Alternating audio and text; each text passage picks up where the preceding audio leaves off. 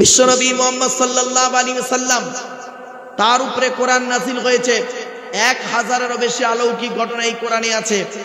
1000-এরও বেশি বিজ্ঞান ভিত্তিক আলোচনা এই কোরআনে আছে।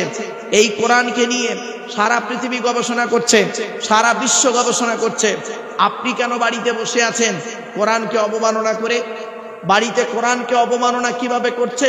মা বোনদেরকে বলছি, মায়েরা বোনেরা খবরদার, কোরআনের ইজ্জত করবেন। যে সমস্ত বাড়িতে কোরআন শরীফ আছে দেখবেন খুঁটের মাচায় সামসাটে ঢুকিয়ে রেখেছে, কোরআনের গেলাপে কয়েক কুইন্টাল ময়লা পড়ে, মাকড়সা জাল বনে টিকটিকি ডিম পাড়া আরশোলা পায়খানা ফেরে। বছরে একবার মা বোনরা কোরআনটাকে পাড়ে শবে বরাতের রাত আর রোজার মাস। কেন মা? প্রতিদিন কোরআন তেলাওয়াত করবেন, প্রত্যেক দিন কোরআন তেলাওয়াত করবেন। আমার নবী বলেছেন, মান করা আল কুরআন হরফান ফালাহু আশরু হাসানা, যে ব্যক্তি কোরআন থেকে একটা অক্ষর পড়বে আল্লাহ পাক নামায় আমল নামায় 10টা নেকি লিখে দেবে। জোরে বলুন সুবহানাল্লাহ। শুধু তাই নয়, যে নবীর উপরে কোরআন নাযিল হয়েছে সেই নবীর নাম মুহাম্মদ সাল্লাল্লাহু আলাইহি ওয়াসাল্লাম। সেই নবী জন্মগ্রহণ করেছেন যে বংশে, সেই বংশটার নাম হলো কুরাইশ বংশ। শুনে নিন, কুরাইশটা কে? মুহাম্মাদের বাপের নাম আব্দুল্লাহ, আব্দুল্লাহর বাপের নাম আব্দুল মুত্তালিব, আব্দুল মুত্তালিবের বাপের নাম আব্দে মান্নাফ, আব্দে মান্নাফের বাপের নাম হাশেম, হাশেমের বাপের নাম কুসাই, কুসাইয়ের বাপের নাম কিলাব, কিলাবের বাপের নাম মুররা, মুরার বাপের নাম লুবাই, লুবাইয়ের বাপের নাম কাব, কাবের বাপের নাম গালিব, গালিবের বাপের নাম ফিগির, ফিগির থেকে কুরাইশ বংশ এসেছে। নবীর বাপের নাম আব্দুল্লাহ, মায়ের নাম আমিনা, দাদার নাম আব্দুল মুত্তালিব, দাদির নামটা কি? নেতিলা বিনতে খব্বাব, ব্রাকেটে ফতেমা, কেউ বলেছেন সামিরা। নবীর নানার নাম হলো আব্দুল ওয়াহাব জুহরি, নবীর নানির নাম হলো বারিরা বা বাররা, নবীর দুধমার নাম হলো হালিমা, নবীর দুধ বাপের নাম হলো হারেস, নবীর দুধ ভাইয়ের নাম আব্দুল্লাহ, নবীর বাপের নাম আব্দুল্লাহ, নবীর দুধ ভাইয়ের নাম আব্দুল্লাহ। দুটো যেন এক করে ফেলবেন না। নবীর জন্ম 570 খ্রিস্টাব্দে। ইংরাজি কি মাস ছিল? 29শে আগস্ট। আরবি মাস ছিল রবিউল আউয়াল মাস। 12 তারিখ মতান্তরে 9 তারিখ সোমবার শবে সাদেকের সময় আরবের মক্কা নগরে কুরাইশ বংশে নবীর জন্ম। নবীর বাপেরা হলো 10 ভাই, নবীর মায়েরা হলো 19 বোন। কত বললাম? নবীর বাপেরা ক ভাই? 10 ভাই, নবীর মায়েরা হলো 19 বোন। নবীর 6টা ফুপু। কটা? 6টা ফুপু। ফুপু বোঝে? বাপের বোন, বাপের বোনকে কি বলেন? নবীর 6টা ফুপু, 7টা ছেলে মেয়ে। এবার শুনে নিন, নবীর 9 চাচা, 9টা চাচা কে কে?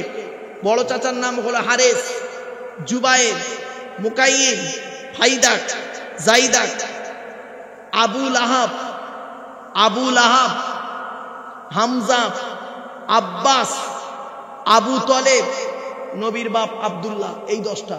তো আবু জাহালের নাম তো নেই এখানে। আবু জাহাল নবীর চাচা নয়। শুনে নিন, আজকে আবু জাহাল নবীর চাচা নয়। তাহলে আবু জাহালটা কে? শুনে নিন। আবু জাহালের অরিজিনাল নামটা কি?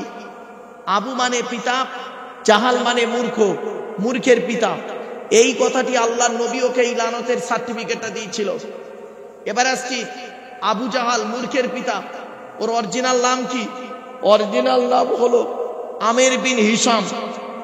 কি বললাম বাবা? আমের বিন হিশাম। এগুলো মনে রাখবেন, আমের বিন হিশাম। ওর বাপ কি করত? ওর বাড়ি কোথায়? সিরিয়ায়। ওর বাপ কি করত? একজন ম্যাথর।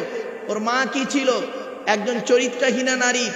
আর নবী ওর লানতের সার্টিফিকেট দিল মূর্খের পিতা। তাহলে কি দাঁড়ালো?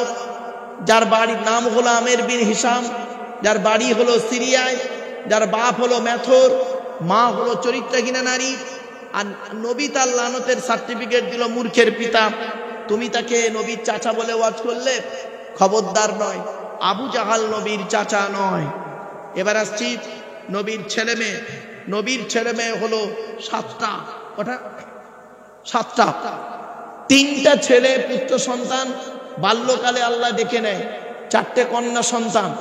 3টে পুত্র সন্তান কে কে? আবুল কাসেম, বড় ছেলের নাম হলো কাসেম। তারপরে হলো তাহের বা তৈয়েব, ছোট ছেলের নাম হলো ইব্রাহিম। আর 4টে কন্যা সন্তান কে কে? জয়নাব, উম্মে কুলসুম, রোকেয়া, ছোট মেয়েটার নাম ফতেমা। এবার আমি আপনাদেরকে একটা প্রশ্ন করব, তার উত্তরও দেব। বলুন তো দেখি, আরবে কি ছেলের অভাব ছিল? আরবে কি পয়সাওয়ালা ছেলের অভাব ছিল? তা মুহাম্মদ সাল্লাল্লাহু আলাইহি সাল্লাম তার ছোট মেয়ে ফতেমাকে আলীর সঙ্গে কেন বিবাহ দিলেন? এই মা বোনেরা ভালো করে শুনে নেন, মায়েরা বোনেরা, আলীর সঙ্গে কেন বিবাহ দিলেন শুনে নিন। অনেকগুলো কারণ আছে, তার মধ্যে দুটো কারণ আমি আপনাদের বলছি, শুনুন। দুটো কারণ বলছি। আপনারা কোন ছেলেকে বিবাহ করবেন আর কোন মেয়েকে বিবাহ করবেন, যে ছেলের মধ্যে দুটি গুণ পাবেন ওই ছেলেকে জামাই করবেন, বা দুলাভাই বোনাই করেন বা যাই করেন জামাই করবেন। দুটো গুণ যে ছেলের মধ্যে থাকবে। আর কোন মেয়েকে বৌমা করবেন, যে মেয়ের ভিতরে 6টা গুণ পাবেন। 6টা গুণ কি কি একটু শুনে যান দয়া করে। আমি জানি আপনারা এতগুলো মানুষ বসে আছেন, আরো মানুষ এসেছিল চলে গেছে, আলহামদুলিল্লাহ। আমার বেশি শ্রোতা প্রয়োজন নেই, 2-4 জন 10 জন যথেষ্ট আমার, কারণ আমি টু দি পয়েন্টের উপরে কথা বলবো। আমার কথাগুলো যদি বুঝতে পারেন তাহলে ওটাই আমার সার্থক, আমার অন্য কিছু দরকার নেই। বাপ শুনে যান, যে কথাটা আমি এখনই বলছিলাম, কোন ছেলেকে জামাই করবেন, যে ছেলের মধ্যে দুটো গুণ পাবেন। 1 নাম্বার হলো ছেলেটি সৎ ছেলে কিনা খবর নেবেন। আচ্ছা, সৎ কাকে বলে? সৎ কাকে বলে? শুধু নামাজ পড়লে সৎ? শুধু রোজা রাখলে সৎ? শুধু দাড়ি রাখলে সৎ? টোটালটা মিলে হলো সৎ, ঠিক না বেঠিক? আচার আচরণ, চাল চলন, কথাবার্তা, ওঠা বসা, ভদ্রতা, নম্রতা, টোটালটা মিলে হলো সৎ। 1 নাম্বার ছেলেটি সৎ ছেলে কিনা খবর নেবে। তাই আল্লাহর নবী আলীকে দেখলেন, আলী হলো সৎ। 2 নাম্বার হলো ছেলেটি কর্মী কিনা খবর নেবে। কর্মী, কর্মী ভাষাটা বুঝতে পারছেন? কুড়ে নয়, কুড়ে বা অলস নয়, পরিশ্রমী ছেলে কিনা খবর নেবে। আলী ছিল একজন পরিশ্রমী ব্যক্তি। আরো অনেক গুণ ছিল, অধিকার যাচ্ছি না, জাস্ট দুটো বোঝার জন্য বললাম। কোন মেয়েকে বৌমা করবেন, এই কোরআনে লেখা আছে, যে কোনো মেয়ে পেলেই বৌমা করবেন। এই যুবক ছেলেরা শুনে নাও, যারা বিবাহ করুনি এখনো, কোন মেয়েকে বিবাহ করবে শুনে নিন। কোরআনে আছে, মুসলিমাতিন, মুমিনাতিন, কনিতাতিন, তাইবাতিন, আবিদাতিন, সাইহাতিন, সাইয়িবাতিন ওয়া আবকার। 28 নম্বর পারায় সূরা তাহরিমের মধ্যে আল্লাহ পাক জানিয়ে দিলেন কোন মেয়েকে বৌমা করবেন। মেয়েটির 6টা গুণ দেখবেন। 1 নাম্বার, মেয়েটি মুসলিমাতিন, মুসলমান কিনা খবর নেবে। 2 নাম্বার হলো মুমিনাতিন, মেয়েটা মুমিনা কিনা খবর নেবেন, বিশ্বাসী মেয়ে কিনা খবর নেবেন। 3 নাম্বার কনিতাতিন, আনুগত্যশীলা মেয়ে কিনা খবর নেবে। দূর থেকে খবর নিয়ে দেখবেন মেয়েটি ওর বাপ আর মাকে ভক্তি শ্রদ্ধা করে কিনা খবর নেবেন। যদি সঠিক তথ্য পেয়ে যান মেয়েটি ওর বাপ আর মাকে ভক্তি শ্রদ্ধা করে না, খবরদার, যত সুন্দরী মেয়ে হোক, যত পয়সাওয়ালা মেয়ে হোক, খবরদার ওই মেয়েকে বিবাহ করবে না। কারণ ও ওর নিজের বাম্মাকে ভক্তি শ্রদ্ধা করে না, তোমার বাম্মার পাতে সহজে 1 থালা ভাত দিতে চাইবে না। বাপেরা বাড়িতে গিয়ে ভাববেন এসব ওয়াজ, এই ওয়াজ শোনার লোক অভাব। 4 নাম্বার হলো তাইবাতিন, তওবাকারী মেয়ে কিনা খবর নেবে, অনুশোচনাকারী মেয়ে কিনা খবর নেবে। 4 নাম্বার হলো, 5 নাম্বার হলো আবিদাতিন, ইবাদতকারী মেয়ে কিনা খবর নেবে। মেয়েটা 5 ওয়াক্ত নামাজ পড়ে কিনা খবর নেবে। মেয়েটার চরিত্রটা ঠিক আছে কিনা খবর নেবে। মেয়েটার চরিত্র ঠিক আছে কিনা খবর নেবে। এখনকার বেশিরভাগ মেয়েদের চরিত্রটা একটু খারাপ আছে, বেশিরভাগ মেয়ের চরিত্র খারাপ। আমারে ভুল বুঝতে যাবেন না বাবা, আমি কলেজ ইউনিভার্সিটির ছেলে মেয়ে পড়াই, বাস্তবটাই আজকে তুলে ধরলাম। কথাটা কেন বললাম বাড়িতে গিয়ে ভাববেন। অনুরোধ করছি, মেয়েটির চরিত্র ঠিক আছে কিনা খবর নেবে। আবিদাতিন, মেয়েটা ইবাদতকারী মেয়ে কিনা খবর নেবেন। মেয়েটা রমজান মাসে রোজা রাখে কিনা, 5 ওয়াক্ত নামাজ পড়ে কিনা খবর নেবেন। 6 নাম্বার হলো সাইহাতিন, রোজাদার মেয়ে কিনা খবর নেবে। এই 6টা গুণ যে মেয়ের মধ্যে থাকবে সেই মেয়েকে বৌমা করবেন। আর আপনারা কি করেন? এই সমস্ত গুণ দেখেন না, আপনারা দেখেন মেয়ের বাপের কত টাকা আছে, মেয়েটা দেখতে সুন্দরী না কালো, কালো না ফর্সা, মেয়েটা দেখতে সুন্দরী আছে কিনা, মেয়েটার বডি ফিটনেস ভালো আছে কিনা। শুনে রেখে দিন, ছোট্ট একটা কথা আপনাদেরকে বলি, কালো রং তৈরি করার মালিক কে? ফর্সা রং তৈরি করার মালিক কে? তাহলে কালো মেয়েকে বিবাহ দিতে গেলে 20,000 টাকা এক্সট্রা লাগে কেন? এ প্রতিবাদ তো কেউ করেন না। কোরআনে আল্লাহ পাক বলেছেন, ওমিন আয়াতিহি খালকুস সামাওয়াতি ওয়াল আরদি ওয়াখতিলাফু আলসিনাতিকুম ওয়া আলওয়ানিকুম। আল্লাহ পাক পবিত্র কোরআনে সূরা রুমের মধ্যে আল্লাহ পাক বলে দিয়েছেন কি, আমার নিদর্শনের ভিতর থেকে হলো একটা, আমি আল্লাহ তোদের গায়ের রংটা আলাদা করে পাঠিয়েছি, আর মুখের ভাষাটা আমি আল্লাহ আলাদা করে পাঠিয়েছি। প্রিয় শ্রোতা মণ্ডলী, খবরদার কালো মেয়ে ফর্সা মেয়ে এটা না দেখতে গিয়ে মেয়েটার অন্তরটা দেখার চেষ্টা করুন।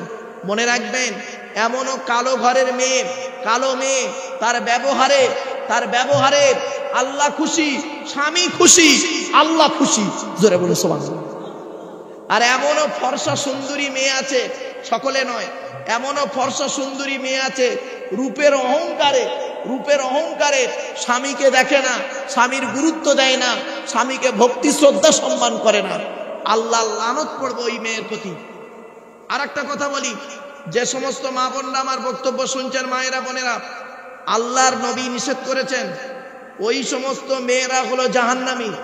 ওই সমস্ত মেয়েদের প্রতি আল্লাহর গজব পড়বে যে সমস্ত মেয়েরা বিনা কারণে স্বামীর বিছানা ছেড়ে দিয়ে অন্য বিছানায় রাত কাটায়। আবার বলছি, স্বামীর বিছানা ছেড়ে দিয়ে অন্য বিছানায় রাত কাটায়। অনেক মেয়ে ছেলে আছে দেখবেন, স্বামীর বয়স হলো 60 বছর, স্ত্রীর বয়স হলো 55 বছর। 55 বছরের বুড়িটা আর বুড়োর কাছে ঘুমায় না। কোথায় ঘুমায়? বুড়োর খাচ্ছে কি না খাচ্ছে, বুড়ো হার্টের রুগী, সুগারের রুগী, প্রেসারের রুগী, সেদিকে কোনো খবর নেই। আর বুড়ি করছে কি? বুড়োর খবর রাখেনি। বুড়ি করছে কি? ঘরের ভিতরে ঘুমায় খাটে, আর ছোট একটা নাতিকে নিয়ে তাহাজ্জুদের নামাজ পড়ে আর ঘুমোয়। তাহাজ্জুদের নামাজ কবুল হবে না। স্বামী যদি নারাজ থাকে, হকের উপরে স্বামী যদি নারাজ থাকে, আল্লাহ নারাজ হয়ে যাবে। বেটা ছেলেদের বলছি, 4 জনকে খুশি করলে জান্নাতি। মেয়েদেরকে বলছি, 3 জনকে খুশি করলে জান্নাতি। জান্নাত জান্নাত করে খুব চিৎকার করছেন তো, আজ আমি বলে যাচ্ছি ভাইরা, পুরুষদেরকে বলছি, আপনারা 4 জনকে খুশি করুন। 4 জন, বেশি নয়, 4 জনকে খুশি করুন।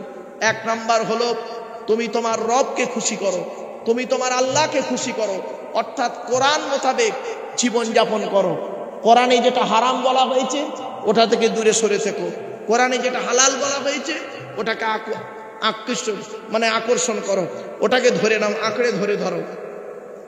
শুধু তাই নয়, 2 নাম্বার হলো, যুবক তুমি তোমার নবীকে খুশি করো। তোমার নবীর সুন্নত মোতাবেক তুমি জীবন যাপন করো। তোমার নবী যেভাবে খেয়েছেন তুমি সেইভাবে খাও। তোমার নবী যেভাবে ঘুমিয়েছেন তুমি সেইভাবে ঘুমাও। তোমার নবী যেভাবে মানুষের সঙ্গে কথাবার্তা বলেছেন, চলাফেরা ওঠা বসা করেছেন, তুমি সেইভাবে করো, তবেই তুমি নবীর ভক্ত হতে পারবে। 3 নাম্বার হলো, যুবক তুমি টাকা পিতামাতাকে হকের উপরে তুমি তোমার 3 নাম্বার তোমার জন্মদাতা বাপকে তুমি ভক্তি শ্রদ্ধা সম্মান করো। অনেক মানুষ এখানে আছে, বাপের ভাত দেয় না, মায়ের ভাত দেয় না, বাপকে দেখে না, মাকে দেখে না। আল্লাহ কোরআনে বলেছেন, শুনে রেখে দিন, আমার কথা নয়, কোরআনের কথা। আল্লাহ পাক কোরআনে বলছেন, ইয়াসআলুনাকা মাযা ইউনফিকুন কুল মা আনফাকতুম মিন খায়রিন ফালিল ওয়ালিদাইনি ওয়াল আকরাবিন। সূরা বাকারার মধ্যে আল্লাহ বললেন, নবী তোমাকে ওরা প্রশ্ন করছে টাকা পয়সা কোথায় ব্যয় করলে আল্লাহ খুশি হবে। নবী তুমি বলে দাও, সর্বপ্রথম টাকা পয়সা তুমি তোমার বাপ আর মায়ের পিছনে ব্যয় করবে, আল্লাহ খুশি হয়ে যাবে।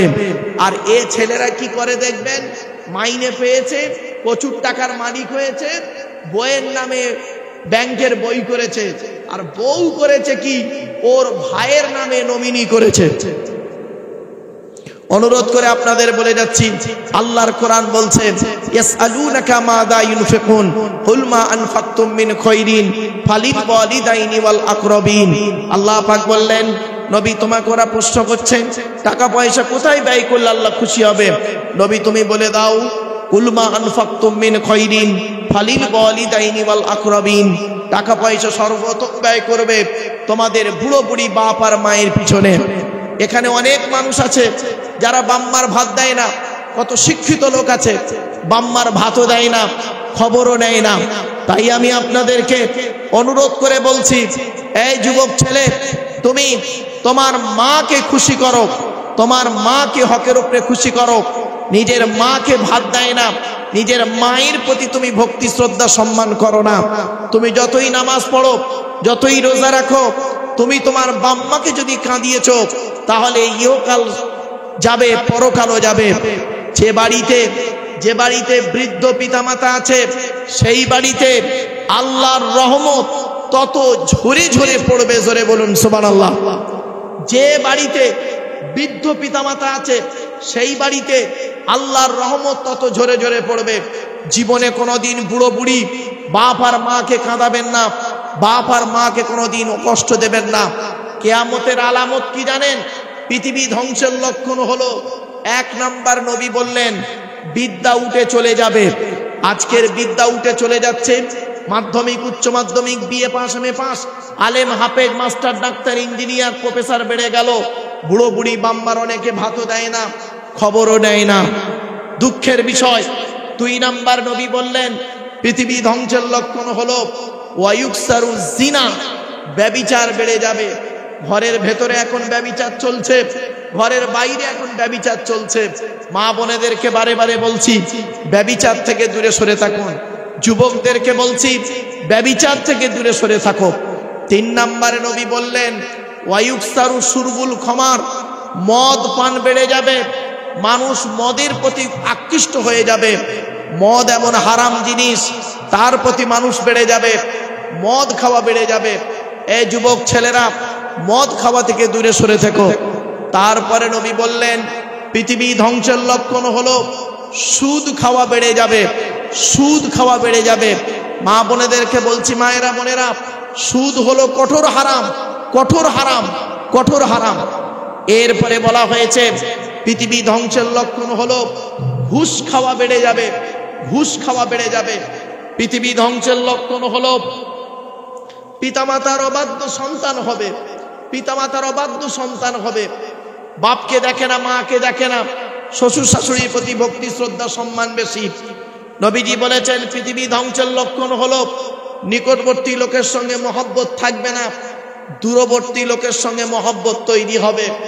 নিজের বাপের প্রতি ভক্তি নেই, শ্বশুরের প্রতি ভক্তি বেশি, মায়ের প্রতি শ্রদ্ধা নেই, ভক্তি নেই, শাশুড়ির প্রতি ভক্তি বেশি। শুধু তাই নয়, মায়ের পেটের ভাইয়ের প্রতি ভক্তি নেই, শালার প্রতি ভক্তি বেশি। নিজের বোনের প্রতি ভক্তি নেই, শালীর প্রতি ভক্তি বেশি। এজন্য অনুরোধ করে বলে যাচ্ছি, বাস্তবটাই বললাম, নিকটবর্তী লোকের সঙ্গে মহব্বত তৈরি হবে না, দূরবর্তী লোকের সঙ্গে মহব্বত তৈরি হবে। পৃথিবী ধ্বংসের লক্ষণ। পৃথিবী ধ্বংসের লক্ষণ হলো গোল বস্তুর প্রতি মানুষ, গোল বস্তুর প্রতি মানুষ পাগলের মতো ছুটবে, গোল বস্তির প্রতি মানুষ আকৃষ্ট হয়ে ছুটবে। আজকে দেখুন গোল বস্তুটা কি? Cricket ball, football. এখানে যদি কোনো ক্রিকেট খেলা দেওয়া হতো, ফুটবল খেলা দেওয়া হতো, কোনো একটা নায়ক নায়িকা আসতো, দেখতেন এখানে দেখার জন্য মানুষ প্যাকটাপ হয়ে থাকতো। এটা পৃথিবী ধ্বংসের লক্ষণ। বাস্তবটাই বলছি আজ আপনাদেরকে। নবী বলেছেন গোল বস্তুর প্রতি মানুষ ছুটবে, গোল বস্তুর পেছনে ছুটবে, আর গোল বস্তুর প্রতি আকৃষ্ট হয়ে যাবে। ক্রিকেট বলের প্রতি, ফুটবল, আপনার কি বলবো, টেনিস বল, যাই হোক, গোল বস্তুর প্রতি। এরপরে নবীজি বললেন পৃথিবী ধ্বংসের লক্ষণ হলো কি অযোগ্য ব্যক্তিরা নেতৃত্ব দেবে, যার যে সম্পর্কে কোনো জ্ঞান নেই। গ্রামের প্রধান নিজের নামটাও সই করতে পারে না অনেক সময়, সে হলো গ্রামের প্রধান। ওর নিজের চরিত্র খারাপ, ও লোকের ক্যারেক্টার সার্টিফিকেট দিচ্ছে। আফসোস, বাস্তবটাই বললাম বাবা, কথাগুলো শুনতে খারাপ লাগবে, কিন্তু ওই মাঠে দেখা হবে আপনাদের সঙ্গে আমার, যে মাঠে বাপ তার ছেলের কোনো উপকার করতে পারবে না, ছেলে তার বাপের কোনো উপকার করতে পারবে না, ভাই তার ভাইয়ের কোনো উপকার করতে পারবে না, বন্ধু তার বন্ধুর কোনো উপকার করতে পারবে না। ওই মাঠে দেখা হবে, যে মাঠে কিয়ামতের মাঠে। সেই দিন আল্লাহ আপনাকে জিজ্ঞাসা করবে, এই আব্দুল্লাহ গিল মারুফ, এই পাণ্ডব পাড়ার মানুষেরা, তোদের কাছে একজন বক্তাকে আমি আল্লাহ পাঠিয়েছিলাম। আব্দুল্লাহ গিল মারুফ কোরআনের কথাগুলো, হাদিসের কথাগুলো বলেছিল, তোরা সেগুলো কান দিয়ে শুনেছিস, বের করে দিয়েছিস, তাচ্ছিল্যর নজরে বান্দা তোরা মনে করিস। আজকে তোদের বিচার হবে। অনুরোধ করে বলে যাচ্ছি বাপ, নিজের জীবনটাকে গড়ার জন্য কয়েক কটা কাজ আপনি করে যান। পৃথিবী ধ্বংসের লক্ষণ হলো স্বামী স্ত্রীর প্রতি গন্ডগোল বেঁধে থাকবে। আজকে স্বামী স্ত্রীর প্রতি গন্ডগোল সর্বদাই বেঁধে রয়েছে। অনুরোধ করে বলে যাচ্ছি।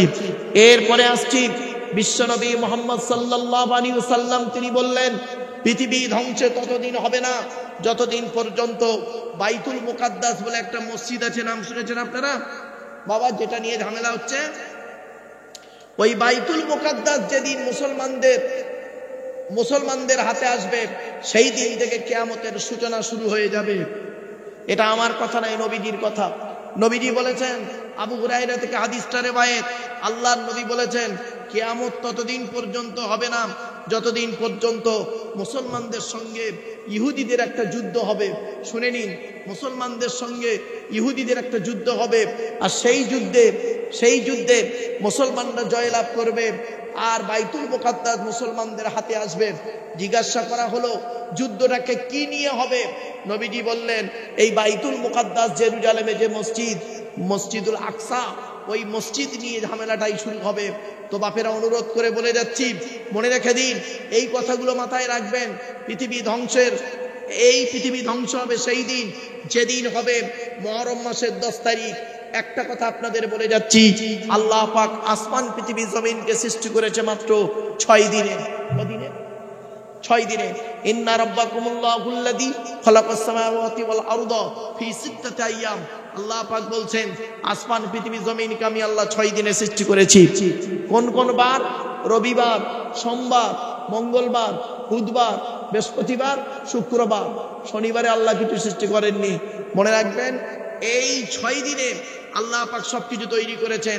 তার মধ্য থেকে মঙ্গলবার যেটা ছিল, মঙ্গলবারে আল্লাহ কি করেছে জানেন? শুনে নিন, যত হারাম বস্তুগুলোকে, হারাম জিনিসগুলোকে আল্লাহ পাক মঙ্গলবারে তৈরি করেছে, মকরুহ জিনিসগুলোকে মঙ্গলবারে তৈরি করেছে। মনে রাখবেন, এই জন্য গোঁফদাড়ি শেভ করা, বগলের লোম, নাভির নিচের লোম 40 দিনের মধ্যে পরিষ্কার করতে হয়। মঙ্গলবারে করাই উত্তম, মঙ্গলবারে করা উত্তম। অনুরোধ করে বলে যাচ্ছি, মা বোনদেরকে বলছি, মায়েরা বোনেরা, আপনি নামাজ পড়ুন, আপনার স্বামীকে নামাজের দিকে আগিয়ে দিন। আপনি রোজা রাখুন, স্বামীকে রোজা রাখার জন্য আহ্বান করুন। আপনি নামাজ পড়ুন, আপনার পেটের বাচ্চাকে নামাজের জন্য পাঠিয়ে দিন। আপনি নামাজ পড়ুন, আপনার পেটের মেয়েকে আপনি নামাজের শিক্ষা দিন। মনে রাখবেন, পেটে ধরলে মা হওয়া যায় না, জন্ম দিলে বাপ হওয়া যায় না। ছোট্ট একটা উদাহরণ আপনাদের কাছে পেশ করছি। হযরতে উমর ফারুক রাদিয়াল্লাহু তাআলা আনহু নাম শুনেছেন আপনারা বাবা? হ্যাঁ? তো হযরতে উমর ফারুক রাদিয়াল্লাহু তাআলা আনহু একদিন বসে আছে, এমন সময় বাপ আর বেটা এসছে। বাপ বেটার বিরুদ্ধে অভিযোগ করছে। বাপ বেটার বিরুদ্ধে কি অভিযোগ করছে? হুজুর, এটা আমার ছেলে, আমার ভাত দেয় না, আমার দেখে না, আমার হক আদায় করে না। হযরতে উমর ফারুক করলেন কি? ছেলেটিকে বললেন, এই ছেলে, তোমার পিতা তোমার বিরুদ্ধে যে অভিযোগটা করছে, এটা সত্য?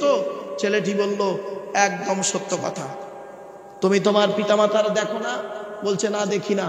কারণটা কি? তখন ছেলেটি বলছে, আমি আমার বাপ আর মায়ের হক আদায় করার আগে আমার বাপ আর মা আমার হকটা আগে আদায় করেনি। বলছে, সে কি?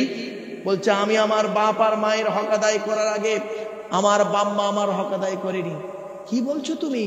তোমার মা তোমাকে 10 মাস 10 দিন পেটে ধরলো, 2.5 বছর দুধ পান করালো, হক আদায় হয়নি? বলছে না। বলছে তোমার বাপ তোমাকে কি করলো? নিজের মুখের আহার কেটে খাইয়ে মানুষ করলো, তোমাকে বড় করলো, হক আদায় হয়নি? বলছে না। তাহলে কি বলতে চাইছো? ছেলেটি বলছে, হে আমিরুল মুমিনিন, আল্লাহর নবী বলেছেন প্রত্যেক পিতামাতার দায়িত্ব হলো ছেলে এবং মেয়ের উপরে 3টি। এই 3টে দায়িত্ব যদি কোনো বাম্মা পালন না করে, ওই বাম্মা কিয়ামতের মাঠে দাঁড়িয়ে যাবে। 1 নাম্বার, বাপেরা শুনে নিন, 1 নাম্বার নবীজি বলেছেন হাক্কুল ওয়ালিদি আলাল ওয়ালাদি সালাসাতু আশিয়া। নবী বললেন প্রত্যেক পিতামাতার দায়িত্ব হলো ছেলে এবং মেয়ের উপরে 3টি। 1 নাম্বার হলো আইয়াকসিনা ইসমাহু, ছেলে মেয়ে যখন কথাবার্তা বলতে শিখবে তাদেরকে তোমরা কি করবে? সুন্দর, ছেলে মেয়ে যখন জন্মগ্রহণ করবে সুন্দর সুন্দর নাম রেখে দেবে, সুন্দর সুন্দর নাম রাখবে। আজ এখন নাম তো যা রেখেছেন আব্দুল্লাহ, আব্দুর রহমান নামটা হলো আল্লাহর প্রিয়, আর আপনারা নাম রেখেছেন এমন নাম, সে আর বলে কাজ নেই।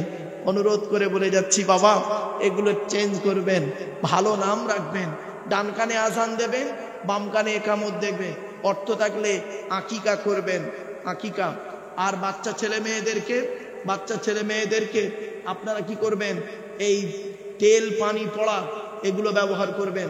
কিতাবুত তিব্বি ওয়ার রুকা, অর্থাৎ বুখারীর হাদিস রয়েছে বাবা, এটা আমার কথা নয়।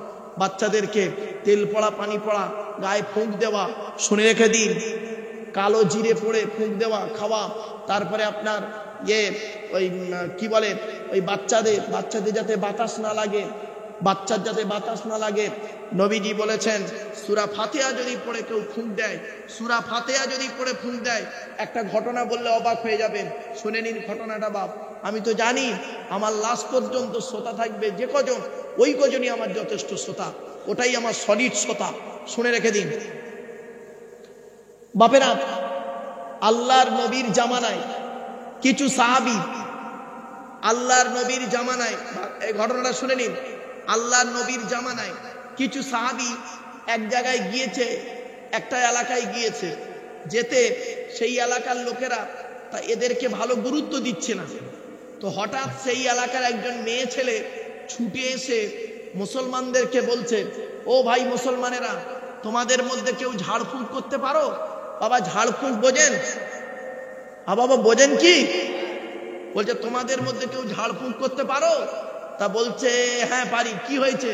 বলছে আমাদের গ্রামের যে প্রধান, তাকে সাপে কামড়েছে, তাকে সাপে কামড়েছে। তোমাদের মধ্যে কেউ এমন আছো ঝাড়ফুঁক করতে পারো? তো একজন সাহাবী বললেন আমি আছি, চলো আমি যাব।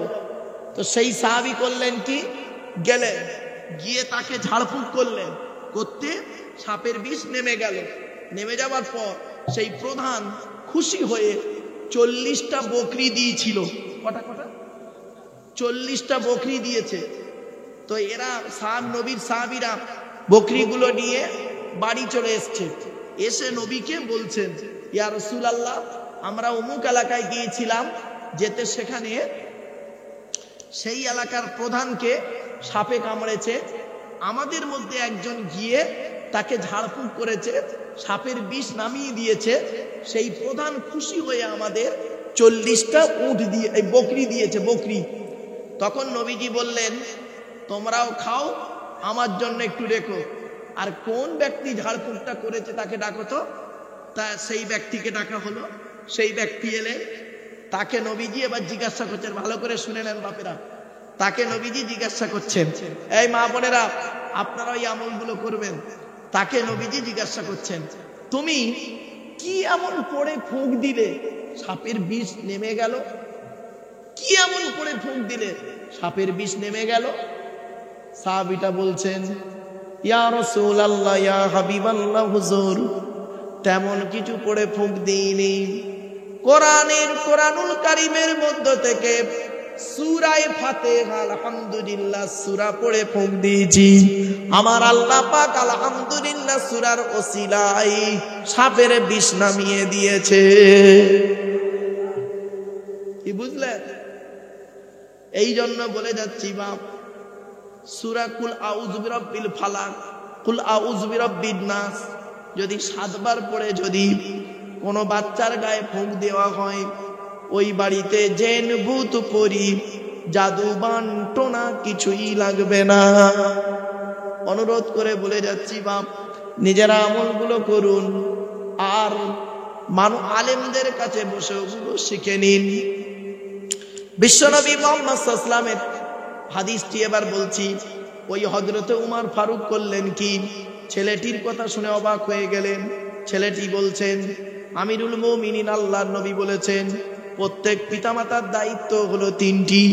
এক নাম্বার হলো ছেলে মেয়ে জন্মগ্রহণ করলে সুন্দর নাম রাখতে হবে।